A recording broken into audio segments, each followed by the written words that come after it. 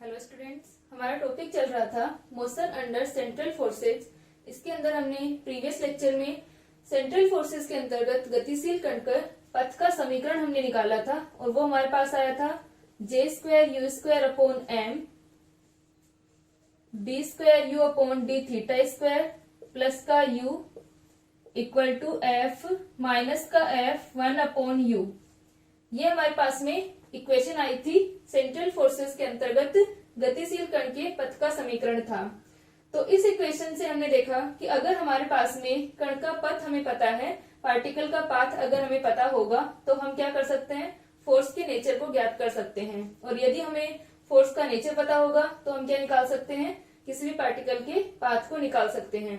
तो इसके ऊपर हम एक न्यूमेरिकल सोल्व करते हैं जिसके अंदर हमें जो पार्टिकल है उसका पाथ गिवन है और हमें क्या ज्ञात करना है, सेंट्रल फोर्स को ज्ञात करना है कि जो फोर्स होगा वो इसकी पाथ की समीकरण या हम कहें कि आर पर किस प्रकार से डिपेंड करेगा। तो हमारे पास में एक न्यूमेरिकल है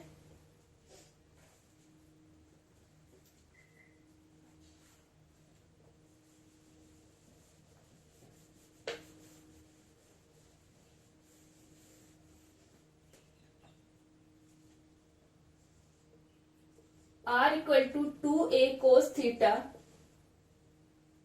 समीकरण द्वारा निर्देशित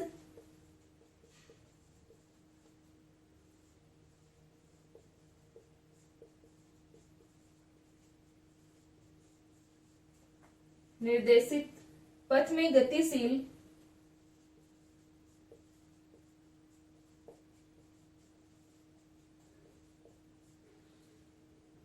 पिंड पर कार्यरत केंद्रीय बल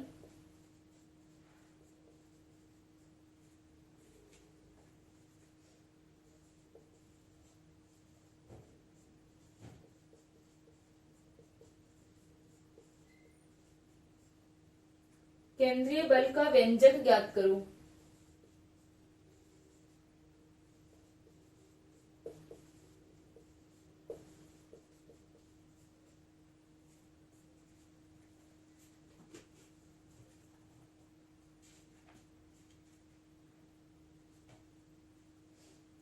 तो इस क्वेश्चन में हमको गिवन है कि R equal to 2a cos theta, ये ट्रेजेक्ट्री हमको गिवन है, इसका पार्टिकल का जो पाथ है। और हमें क्या निकालना है कि ये जो ऑब्जेक्ट है जिसके लिए हमारी इक्वेशन क्या है, R equal to 2a cos theta, इसके ऊपर लगने वाला जो सेंट्रल फोर्स होगा वो हमें ज्ञात करना है। सेंट्रल फोर्स का एक्सप्रेशन हमें ज्ञात करना है। तो इसके लिए हम निकालते हैं कि जो हमारी इक्वेशन है, डिफरेंशियल इक्वेशन जो हमने ज्ञात की थी पार्टिकल की पाथ की, उस इक्वेशन के अंदर हम वैल्यू रख देंगे और वहां से हम लोग फोर्स को निकाल सकते हैं कि फोर्स जो होगा वो आर पर किस प्रकार डिपेंड करेगा। तो यहां से हम इसको सोल्व करें तो हमें गिवन है R equal to 2a cos theta. तो U इक्वल्स टू क्या हो जाएगा, U इक्वल टू क्या होता है 1/r,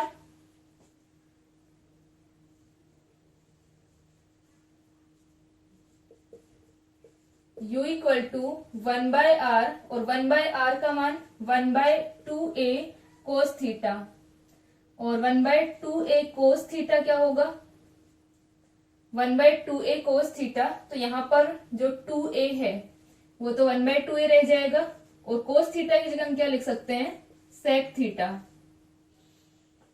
तो क्योंकि 1/cos थीटा क्या होता है, sec थीटा होता है, तो sec थीटा अपॉन 2a हमारे पास में आ गया। अब हम निकालें du/d थीटा। तो du/d theta equal to 1/2a, sec theta का क्या होगा, sec थीटा tan थीटा। यह आ जाएगा हमारे पास में du/d theta equal to 1/2a sec theta tan theta. फिर हम एक बार फिर से डिफ्रेंशिएट करें इसे तो आ जाएगा d²u/d θ² equal to 1/2a sec theta tan theta. tan theta का डिफरेंशिएशन क्या होता है, sec स्क्वायर थीटा। तो ये बन जाएगा sec theta sec square theta plus sec theta और tan थीटा। sec थीटा का क्या होता है, sec थीटा tan थीटा और एक tan थीटा ऑलरेडी है, तो कितना आ जाएगा sec theta tan square theta. ये आ गया हमारे पास में D square you upon D theta square, यानी यू को हमने 2 बार डिफ्रेंशिएट किया है थीटा के रिस्पेक्ट में। तो यहां से जो हमारी इक्वेशन है इसके अंदर हम मान रखें तो हम लिख सकते हैं केंद्रीय बल के अंतर्गत सेंट्रल फोर्सेस के अधीन गतिशील जो हमारा मूविंग पार्टिकल या मूविंग ऑब्जेक्ट होगा उसकी जो गति का समीकरण है, इक्वेशन ऑफ मोशन है, उसको हम लिखें केंद्रीय बल के अंतर्गत गतिशील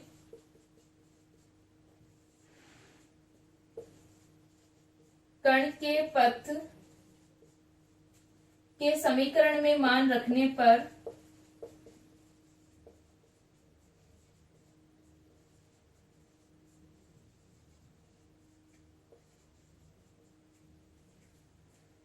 इक्वेशन क्या थी, जे स्क्वायर, या हम इस साइड फोर्स को रख लेते हैं F1/u इक्वल टू माइनस का J square you square upon M D square you upon D theta square plus U, और यहाँ पर अपने पास में सारी वैल्यूज हैं। यहाँ पर जे क्या है, एंगुलर मोमेंटम है, एम क्या है, मास होगा, और यहाँ पर अपने पास में u और थीटा, ये D square you upon D theta square और u का मान अपने को गिवन है, यहाँ पर वैल्यू है अपने पास में। ये सारी वैल्यूज हम इसके अंदर रख देंगे तो हमें फोर्स का नेचर पता चल जाएगा कि फोर्स जो है वो आर पर किस प्रकार डिपेंड करेगा। इस प्रकार के जो भी क्वेश्चंस होंगे आप लोगों के जिनके अंदर आपको आर का मान गिवन होगा कि जो पाथ है वो किस प्रकार से डिफाइन है, हमें इसकी वैल्यू गिवन होगी कि r इक्वल टू मान लो a cos थीटा हमें गिवन है, 2a cos थीटा हमें गिवन है, या cos स्क्वायर थीटा, जो भी हमारा पाथ होगा वो हमें गिवन होगा। और इसी प्रकार से हमें इसको सोल्व करना होगा कि हम u का मान लिखें और फिर हम du/d थीटा निकाल लें, D square you upon D theta square निकाल लें, और ये सारी वैल्यूज हम इस इक्वेशन के अंदर पुट कर दें। तो यहां से हम मान रखेंगे तो F1/u इक्वल टू माइनस का J square you square upon M D square you upon D theta square plus u, तो d square you upon D theta square इसका मान कितना है सेक थीटा, और सेक थीटा और सेक स्क्वायर थीटा तो सेक cube theta हो गया, plus sec theta tan square theta divided by 2a plus u का हमने मान रखा तो यह आ जाएगा sec theta divided by 2a।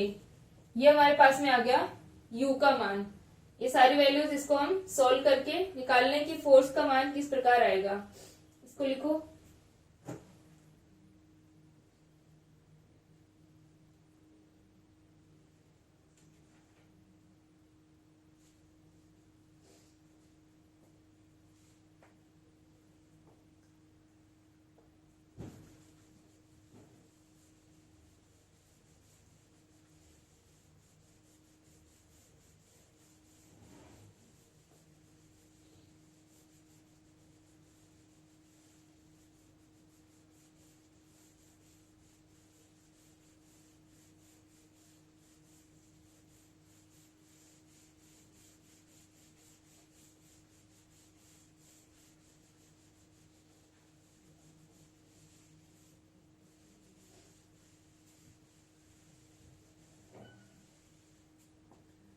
तो यहां से F1/u इक्वल टू माइनस का J square you square upon M,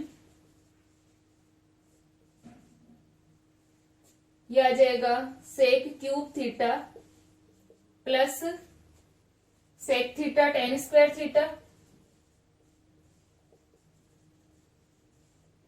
plus का सेक थीटा और डिवाइडेड बाय 2a, क्योंकि 2a एलसीएम ले सकते हैं हम।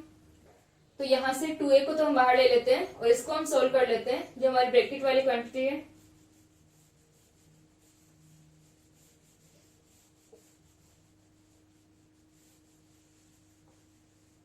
तो यहां से F1/u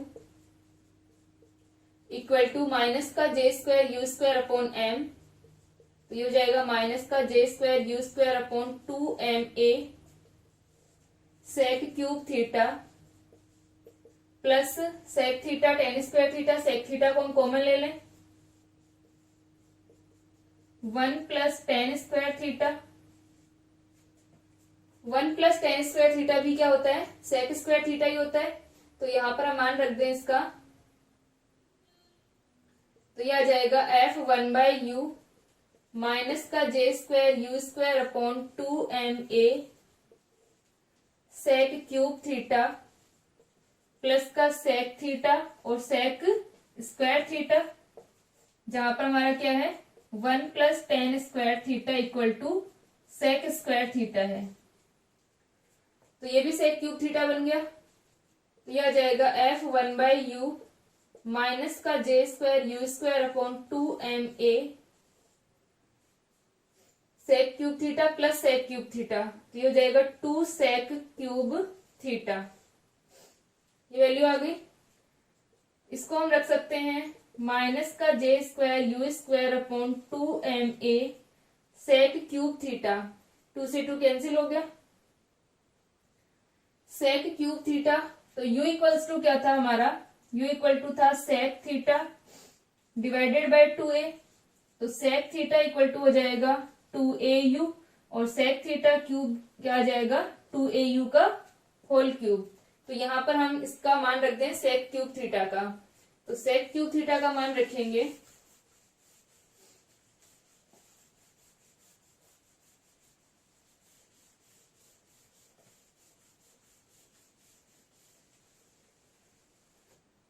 तो यह आ जाएगा F1/u -j²u²/m ma और इसका मान हमने रखा 2au का होल क्यूब। तो ये बन जाएगा -j²u²/ma और 8a³ तो ये आ गया F1/u equal to -j² 8a³ divided by ma और u की पावर कितनी आ गई 5 आ गई। u की पावर 5, u हमने किसको माना था 1/r इक्वल टू u होता है। तो यहां पर हम u का मान रख दें।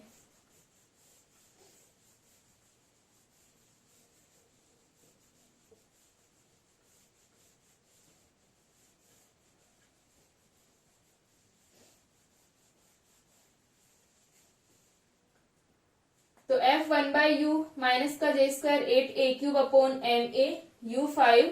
तो यह आ गया F1/u equal to -j² 8a³ divided by ma।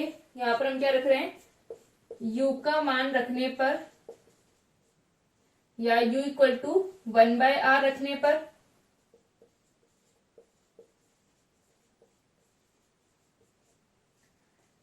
तो यह आ जाएगा j² 8a³ 1/r की पावर 5। तो यहां से हम देख सकते हैं और यहां पर भी हमने u इक्वल टू 1/r है तो r इक्वल टू क्या हो जाएगा 1/u। तो f के अंदर यहाँ क्या आ जाएगा r आ जाएगा। तो F R proportional to 1/r की पावर 5। ये हमारे पास में आंसर आ गया, जहां पर माइनस साइन हमारा अट्रैक्टिव फोर्स को शो करता है। तो F R proportional to 1/r5। तो यहां से हम देख सकते हैं कि जो फोर्स होगा वो क्या होगा, ये जो डिस्टेंस है उसकी 5th पावर के इनवर्सली प्रोपोर्शनल होगा। तो यहां से हमें पता चल सकता है, मान लो जो भी हमें पाथ गिवन होगा उससे हम देख सकते हैं कि फोर्स जो होगा वो किस प्रकार से डिस्टेंस पर डिपेंडेंट होगा। तो यहाँ पर हमारा जो फोर्स आया है, ये सेंट्रल फोर्स जो आया है इस तरीके के समीकरण के लिए, ये जो हमारी इक्वेशन है r equal to 2a cos theta, इसके लिए जो फोर्स आया वो क्या है r की 5th पावर के इनवर्सली प्रोपोर्शनल है। तो हम लिख सकते हैं अतः केंद्रीय बल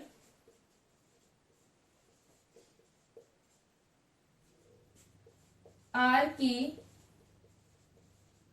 या दूरी की 5th पावर के इनवर्सली प्रोपोर्शनल होगा r की 5th घात के व्युत्क्रमानुपाती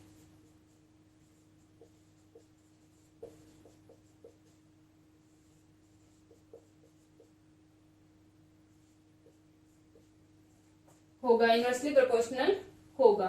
ठीक है, इसको लिख लो फिर हम आगे करते हैं।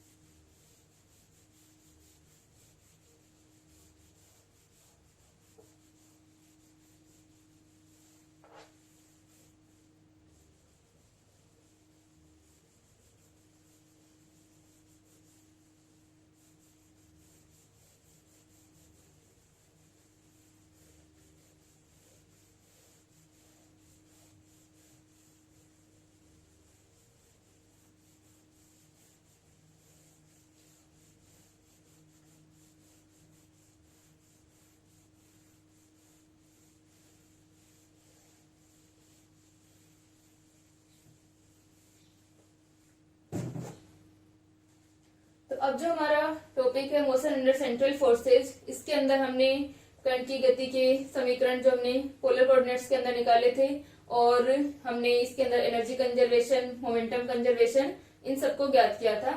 तो नेक्स्ट हम इसके अंदर पढ़ते हैं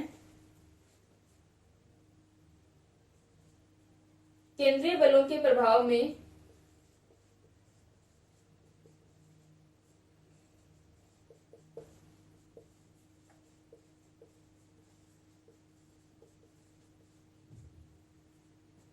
गति के स्वरूप के बारे में कुछ अंतर्दृष्टि।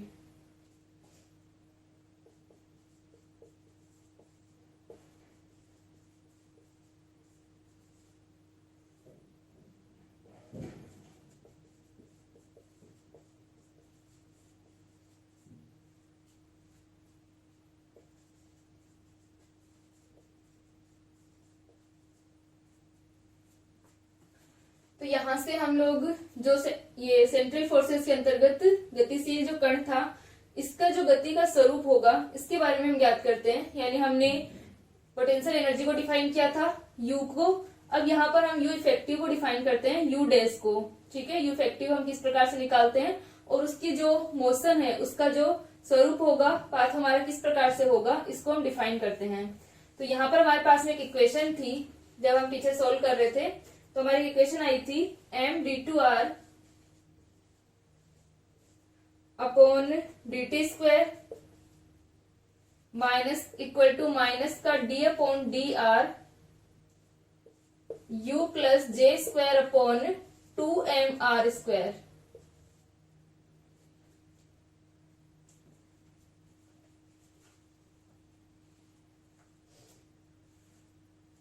ये हमारी इक्वेशन आई थी जब हम लोग एनर्जी कंजर्वेशन को पढ़ रहे थे, ऊर्जा संरक्षण को जब हम ज्ञात कर रहे थे, तब हमारे पास में ये इक्वेशन आई थी कि md2r अपॉन dt2 माइनस का d upon D R you plus J square upon 2mr square. ठीक है, जब हमने एनर्जी कंजर्वेशन को सोल्व किया था, या जो हमारी इक्वेशन आई थी एनर्जी कंजर्वेशन वाली।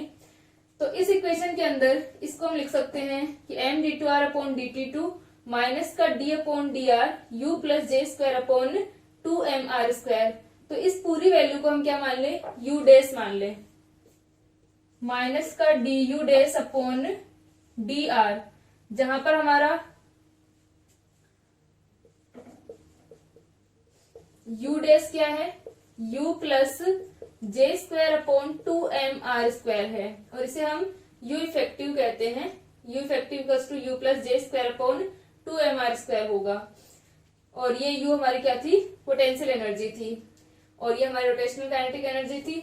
और md2r यहाँ से हम लोग वैल्यू निकालते हैं m half m v square, हम निकालते हैं इसको। तो ये हमारे पास में मान आ रहा था, और इसके लिए हमने डिफाइन कर दिया u dash equals to u plus J square upon 2mr square.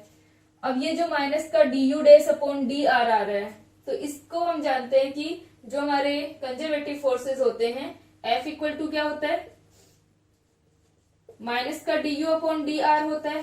तो यहाँ पर हमने डी यू डैश डिफाइन किया है, हम इसको एफ डैश आर ले सकते हैं। तो f dash r equal to क्या हो जाएगा, माइनस का D you dash upon D r. तो यहां से अपने पास में आ गया f dash r equal to minus का D you dash upon D r, और यहाँ पर जो हमारा u डैश है इसका हम मान रखें तो यह आ जाएगा माइनस का d अपॉन डी आर, और u डैश की जगह u plus J square upon 2mr square. ये हमारी इक्वेशन आ गई, u plus J square upon 2mr square. इसको हम डिफ्रेंशिएट करें r के रिस्पेक्ट में, तो यह आ जाएगा f dash r equal to minus का D u upon D r, और ये हो जाएगा माइनस का d upon D r J square upon 2mr square. इसको हम लिख सकते हैं माइनस का D u upon D r और माइनस का J square upon 2mr square. तो 1/r स्क्वायर का डिफ्रेंशिएशन क्या होगा, dy dr। ये हमारा होता है माइनस का 2 अपॉन आर क्यूब, और एक माइनस पहले से है और 2 भी है, तो 2 से 2 कैंसिल हो जाएगा, और माइनस माइनस हमारा क्या हो जाएगा प्लस हो जाएगा, तो ये आ जाएगा J² अपॉन mr³। ये हमारे पास में आ गया f' का मान, और इस f' को हम लिख सकते हैं f' equal to fr plus का J² अपॉन mr³। ठीक है, तो यहां से हमारे पास में जो u' आए हैं, ये हमारी इक्वेशन आ गई f' equal to fr plus का J² अपॉन mr³, यानी जो फोर्स हम यहाँ पर डिफाइन करेंगे इसको हम इस टर्म में लिख सकते हैं। ठीक है, अब केंद्रीय बल जो हमारा सेंट्रीपिटल फोर्स है, तो उसके अंदर एक तो हमारी ये पोटेंशियल एनर्जी वाला टर्म होगी और दूसरी हमारी J² अपॉन mr³ इस अपकेंद्रीय बल की संगत ऊर्जा होगी। और ये जो हमारा u' आ रहा है, इसके अंदर u plus J² upon 2mr² दो टर्म होगी। तो इस u' के लिए हम ग्राफ किस प्रकार बना सकते हैं वो हम देखते हैं। इसको लिख लो एक बार।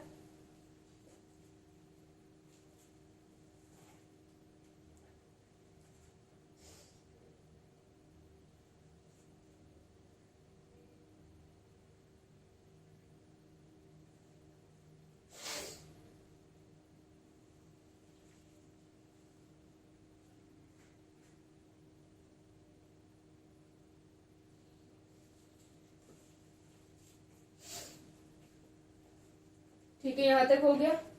आप लोग इसके अंदर लिख सकते हो कि ये हमारे पास में जो एक्स्ट्रा टर्म आ रही है वो क्या है, ये वाला जो फोर्स होगा इसके संगत ये जो ऊर्जा थी हमारी, यहाँ पर पोटेंशियल एनर्जी के अंदर u' equals to u plus J² upon 2mr²। तो ये एनर्जी क्या है, इस फोर्स की संगत ऊर्जा है। ठीक है, इसकी कॉरेस्पॉन्डेंस एनर्जी होगी। एक तो हमारा ये वाला फोर्स है और दूसरा अपना जो ये सेंट्रीपिटल फोर्स है, इसके संगत एनर्जी कौन सी है, J² अपॉन 2mr² है। ठीक है, तो अब अपने पास में जो एनर्जी की इक्वेशन थी उसके अंदर हम मान रखें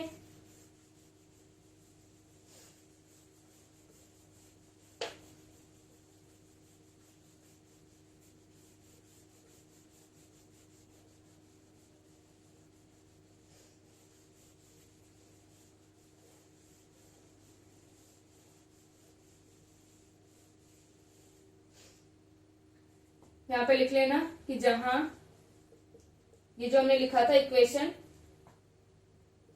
J² अपॉन 2mr², अपकेंद्रीय बल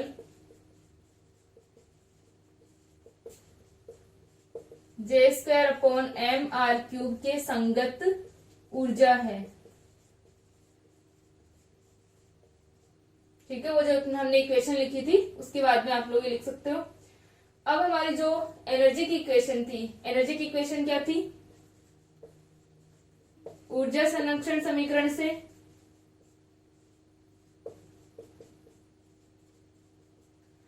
एनर्जी कंजर्वेशन इक्वेशन हमारे पास में थी E equals to half m dr upon dt का whole square plus u plus J² upon 2mr²। और इस इक्वेशन को हम लिख सकते हैं half m dr by dt का होल स्क्वायर प्लस का u'। तो यहां पर हमारी एनर्जी जो है उसको हमने लिख दिया half m dr by dt का होल स्क्वायर प्लस का u'। अब जो हमारी काइनेटिक एनर्जी है वो हमेशा क्या रहेगी, पॉजिटिव रहेगी। अब हम बात करते हैं u' का मान जो है वो क्या होगा और u का मान क्या होगा। ठीक है, तो यहां से अपने पास में आएगा, इसको लिख लो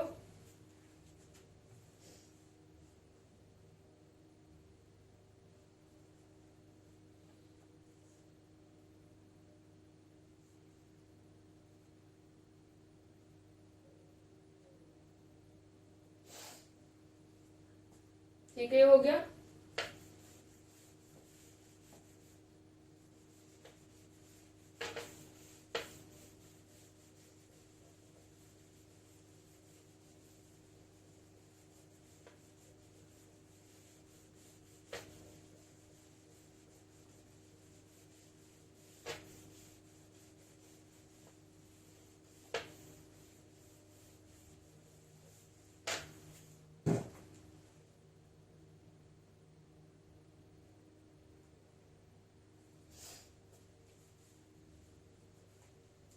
तो यहां से अपने पास में u डैश इक्वल टू क्या है, u dash equals to u plus J square upon 2mr²।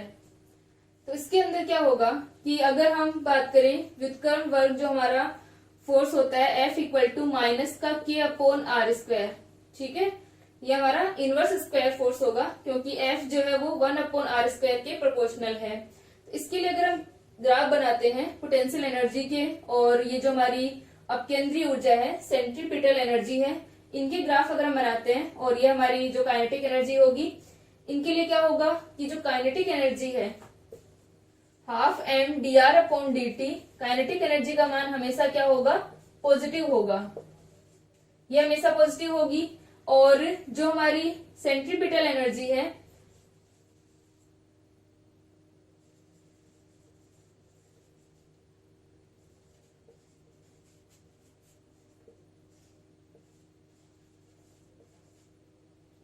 अपकेंद्रीय ऊर्जा, यह भी हमेशा क्या होगी, धनात्मक होगी, जे स्क्वायर अपॉन 2mr², ये भी हमेशा क्या होगी, पॉजिटिव होगी। लेकिन जो हमारी पोटेंशियल एनर्जी है u का मान नेगेटिव और पॉजिटिव दोनों हो सकता है।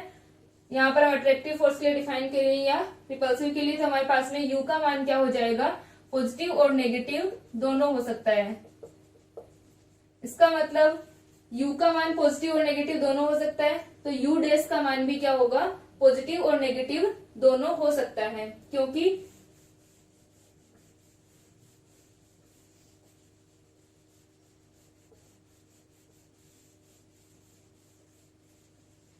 यहाँ पर जो हमारा u है, अगर u जे स्क्वायर अपॉन 2mr² से बड़ा होगा तब तो इसकी वैल्यू क्या होगी, पॉजिटिव। ये अगर u हमारा क्या है, नेगेटिव है, मान लो u की वैल्यू हमारी क्या है, नेगेटिव है, फिर अगर ये जे स्क्वायर अपॉन 2mr² से बड़ा होगा तब तो u डैश क्या होगा, नेगेटिव होगा। या u अगर पॉजिटिव है, u पॉजिटिव होगा तब तो यहाँ पर अपने पास में पॉजिटिव वैल्यू आ जाएगी, और u नेगेटिव है और यहाँ पर ये इससे कम है, जे स्क्वायर अपॉन 2mr² से कम होगा, u हमारा जब इससे कम होगा जे स्क्वायर अपॉन 2mr² से, तब क्या होगा, u डैश का मान नेगेटिव हो जाएगा, ये पॉजिटिव हो जाएगा, और जब ये इससे ज्यादा होगा तब u डैश का मान क्या होगा, नेगेटिव होगा। तो यहाँ पर हम देख सकते हैं कि ये वैल्यू तो हमारी हमेशा पॉजिटिव है, लेकिन u क्या है, नेगेटिव और पॉजिटिव। पोटेंशियल एनर्जी जो है, स्थितिज ऊर्जा, वो धनात्मक और ऋणात्मक दोनों हो सकती है, पॉजिटिव भी हो सकती है, नेगेटिव भी हो सकती है। इसका मतलब u डैश का मान भी क्या होगा, पॉजिटिव नेगेटिव दोनों हो सकता है।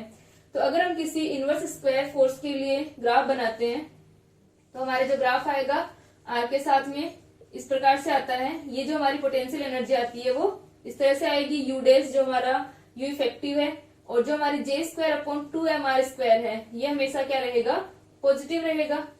और इस तरीके के फोर्स के लिए हमारी पोटेंशियल एनर्जी क्या होगी, नेगेटिव होगी, माइनस का k अपॉन r²। इस फोर्स के लिए अगर हम पोटेंशियल एनर्जी निकालते हैं तो पोटेंशियल एनर्जी क्या होगी, F इक्वल टू माइनस का du अपॉन dr, ठीक है। तो माइनस का du अपॉन dr, तो हम इसका इंटीग्रेशन कर दें, माइनस का f dr, ठीक है। और या चाहे हम ये लिख सकते हैं कि अगर हमारा u का मान क्या है, माइनस का k अपॉन r है, फिर अगर हम इसका माइनस का d अपॉन dr लेते हैं तो हमारे पास में वैल्यू क्या आएगी, माइनस का k अपॉन r² ही आएगी, क्योंकि 1/r का डिफरेंशिएशन क्या होगा, माइनस का 1 upon r², minus minus plus हो जाएगा और एक माइनस बाहर है, तो माइनस का k अपॉन r²। चाहे तो इसको इंटीग्रेट करके निकाल लो, या फिर अगर माइनस का k अपॉन r अपन देख सकते हैं, इसको देख करके मतलब यहाँ पर निकाल सकते हैं कि माइनस का k अपॉन r² किसका डिफरेंशिएशन होगा, माइनस का k/r का। यानी जो हमारी पोटेंशियल एनर्जी है इस टाइप के फोर्स के लिए क्या होगी, u इक्वल टू माइनस का k अपॉन r होगी। तो ये जो हमारा मान आएगा पोटेंशियल एनर्जी का वो भी क्या रहेगा, माइनस का k अपॉन r है, और ये माइनस का k अपॉन r किसको डिफाइन करेगा, नेगेटिव पोटेंशियल एनर्जी को। तो नेगेटिव पोटेंशियल एनर्जी यहाँ पर अपनी माइनस का k/r होगी, ये इस तरह से रहेगी, नेगेटिव में होगी, और जे स्क्वायर अपॉन 2mr² हमारी क्या होगी, पॉजिटिव होगी, ठीक है। और u डैश का मान हमारा नेगेटिव पॉजिटिव दोनों हो सकता है। तो इस प्रकार जो सेंट्रल फोर्स है, यहाँ पर हमने F इक्वल टू माइनस का k अपॉन आर स्क्वायर लिया था। सेंट्रल फोर्स के अंतर्गत जो गतिशील हमारा पार्टिकल है, ये जो ऑब्जेक्ट होगा, उसकी जो गति होगी उसके बारे में हम इस तरह से बता सकते हैं कि उसकी पोटेंशियल एनर्जी क्या होगी और काइनेटिक एनर्जी क्या होगी, हमेशा पॉजिटिव होगी। ठीक है, तो ये इसका ग्राफ आता है अगर हम central force F equal to minus का k अपॉन आर स्क्वायर लेके चलते हैं। ठीक है, नेक्स्ट लेक्चर के अंदर हम आगे के टॉपिक पढ़ते हैं।